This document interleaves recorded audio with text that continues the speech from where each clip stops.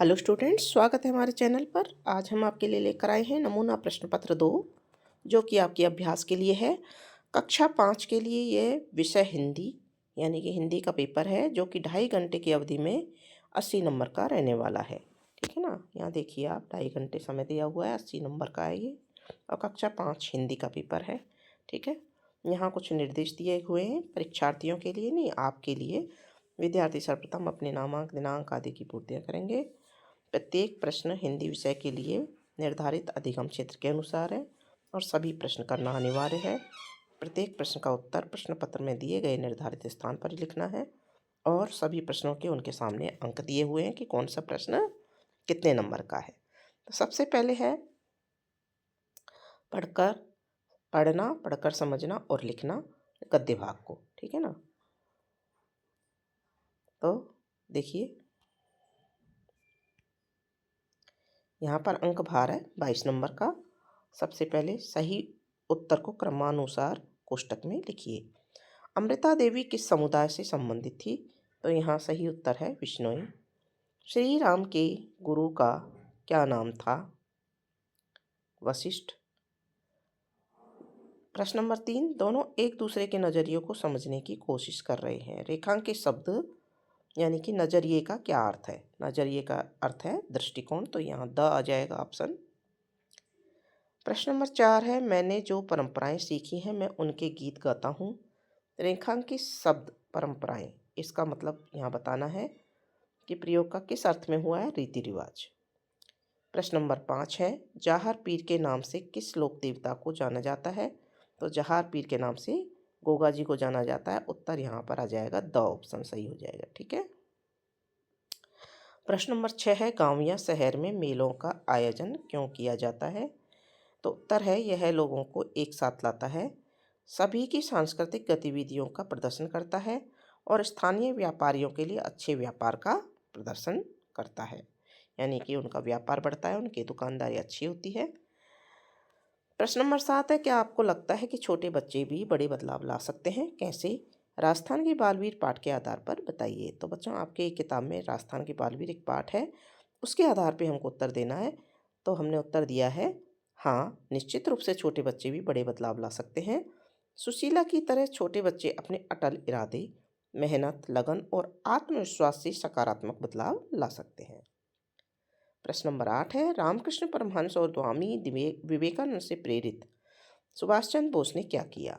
तो स्वामी रामकृष्ण परमहंस और स्वामी विवेकानंद से प्रेरित होकर सुभाष चंद्र बोस ने अंग्रेज सरकार की दी नौकरी को ठुकराकर देश की सेवा का व्रत लिया और स्वतंत्रता आंदोलन में सक्रिय भूमिका निभाई।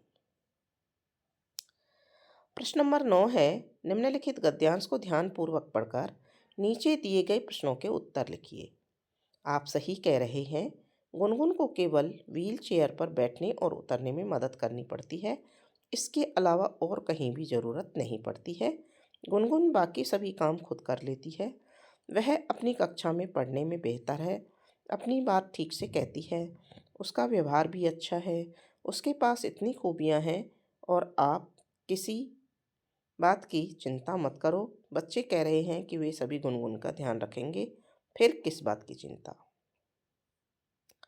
तो प्रश्न है, गुनगुन किसकी सहायता से चलती है? तो गुनगुन व्हील चेयर की सहायता से चलती है।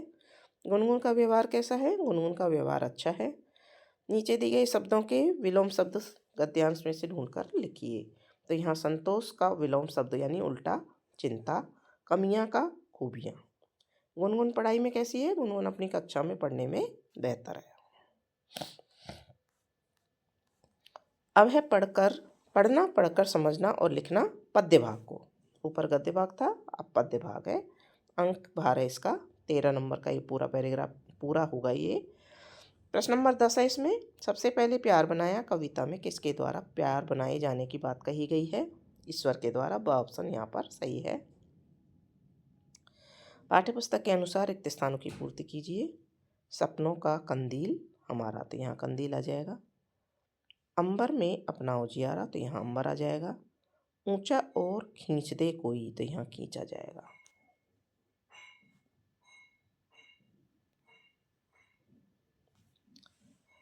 फिर है प्रश्न नंबर 12, निम्नलिखित शब्दों को उसके समानार्थी शब्दों से मिलाइए। समानार्थी यानी समान अर्थ वाले। खंड अ और ब को देखो। पग यानी पैर, पण यानी लेकिन, मेह यानी वर्षा। फिर ब भाग में है, निम्नलिखित शब्दों को उनके विलोम शब्दों से मिलाइए यानी कि उल्टा। खंड अ में दे रखा है संवाद, इसको विवाद से मिलाएंगे। सुलभ, दुर्लभ, अमृत, विष। ठीक है। प्रश्न नंबर 13 है, कलम आज उनकी जय बोल। कविता के मूल भाव को अपने शब्दों में लिखिए। तो इस कविता का मूल भाव लोगों में देशभक्ति और बलिदान की भावना से प्रेरित करना है। कवि के अनुसार ऐसे लोगों को हमेशा याद रखना चाहिए जिन्होंने देश के लिए अपना बलिदान दिया है। अब है अगला आपका भाग व्यावहारिक व्याकरण का, जिसका अंक भार है 13। प्रश्न नंबर 14 है, बादल शब्द के पर्यायवाची शब्द का प्रयोग करके बना वाक्य है। तो बादल शब्द का पर्यायवाची शब्द है मेघ, तो यहाँ सही है। आज मेघ गर्जना कर रही है, तो यहाँ अ भर देंगे। प्रश्न नंबर 15, निम्नलिखित मुहावरों का वाक्यों में प्रयोग कीजिए। सूझबूझ दिखाना, अनिल ने सूझबूझ दिखाकर छोटे बच्चे की जान बचाई। ठीक है। ढाल बन जाना, मुसीबत आने पर माँ अपने बच्चे की ढाल बन गई। हवा से बात करना, देखते ही देखते मोहित की कार हवा से बात करने लगी। प्रश्न नंबर 16 है, निम्नलिखित क्रिया शब्दों का वाक्यों में प्रयोग कीजिए। खेलना, हमें प्रतिदिन 1 घंटे खेलना चाहिए। जाना, बच्चे विद्यालय जा रहे हैं। हंसना, बबलू जोकर की हरकत देखकर हंसने लगा। अब है प्रश्न नंबर 17, निम्नलिखित शब्दों के लिंग बदलकर नए शब्द बनाइए। नौकरानी का नौकर, हाथी का हथनी। फिर वह है, निम्नलिखित सर्वनाम शब्दों का प्रयोग करके नए वाक्य बनाइए। कहाँ, तो कहाँ का प्रयोग करेंगे हम। आप कहाँ जा रहे हो। वे साथ साथ खेलते हैं। अब स है, नीचे दिए गए विशेषण का प्रयोग करके नए वाक्य बनाएंगे। सच्चे, तो सैनिक सच्चे देशभक्त हैं। सामाजिक, मनुष्य एक सामाजिक प्राणी है। अगला भाग है सृजनात्मक अभिव्यक्ति का, जिसका अंक भार है 24। प्रश्न नंबर 18 है, निम्नलिखित वर्ग पहेली में वर्णित अक्षरों की सहायता से पूछे गए प्रश्नों के उत्तर दीजिए। तो यहाँ देखिए एक वर्ग पहेली है, जल में खिलने वाला फूल कौन सा होता है, कमल। तो कमल यहाँ पर आया है और यहाँ लिख देंगे। एक पक्षी का नाम कबूतर, यहाँ आया है, यहाँ कबूतर लिख देंगे। वस्तुओं को तोलने का उपकरण क्या होता है, तराजू। तराजू देखिए यहाँ आया है, इसको हम यहाँ लिख देंगे।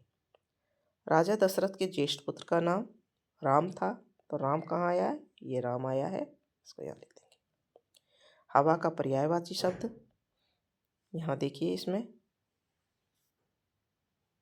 वायु, वायु आया है यहाँ पर, इसको हम यहाँ लिख देंगे।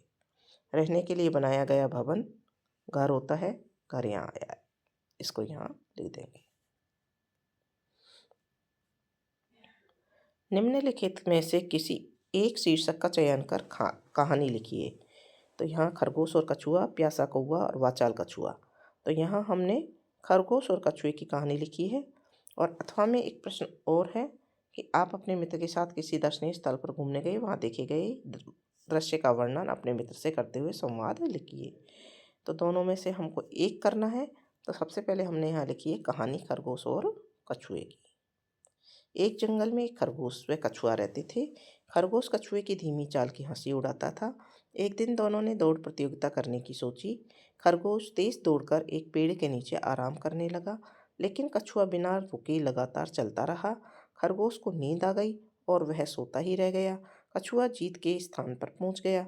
जागने पर खरगोश ने बहुत तेज दौड़ लगाई, लेकिन तब तक कछुआ रेस जीत चुका था। तो शिक्षा मिलती है इससे, निरंतर कार्य करने वाले हमेशा सफल होते हैं। प्रश्न नंबर 20 है, आप राजकीय प्राथमिक विद्यालय उदयपुर की विद्यार्थी अक्षरा हैं। बीमारी के कारण 3 दिन के अवकाश हेतु प्रधानाध्यापक को प्रार्थना पत्र लिखिए।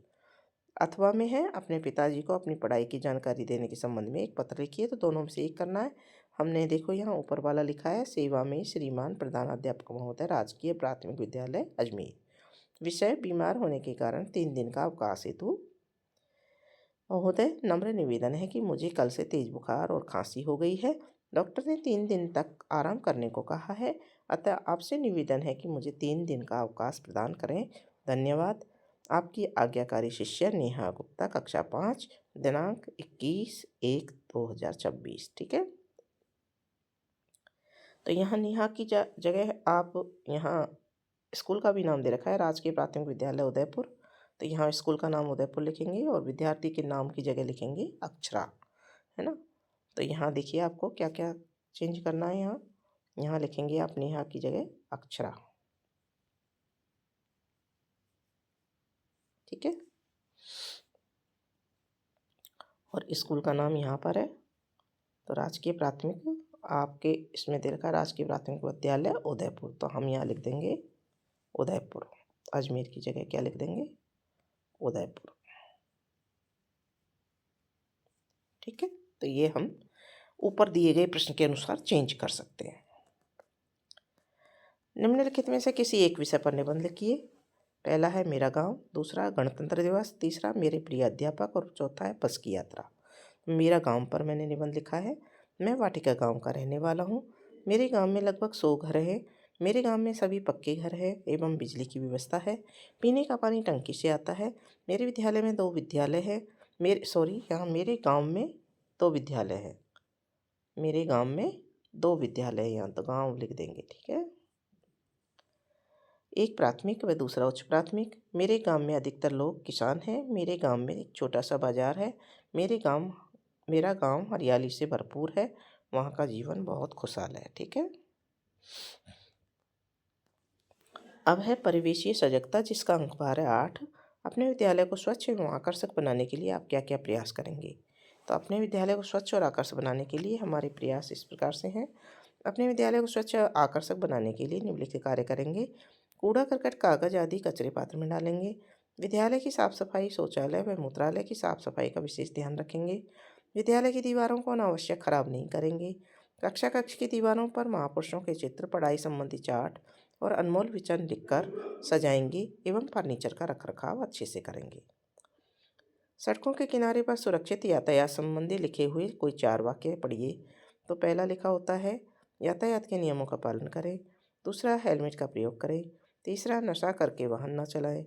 और चौथा, दुर्घटना से देर भली। ठीक है। और इसी के साथ में आपका ये पेपर कंप्लीट हो जाता है। तो बच्चों, इसी तरह से पेपर का अभ्यास करते रहिए। आगे हम और भी मॉडल पेपर डालेंगे, जिनको देखने के लिए आप हमारे चैनल को सब्सक्राइब कीजिए, वीडियो को लाइक कीजिए और कमेंट बॉक्स में प्यारा सा कमेंट ज़रूर लिख दीजिए।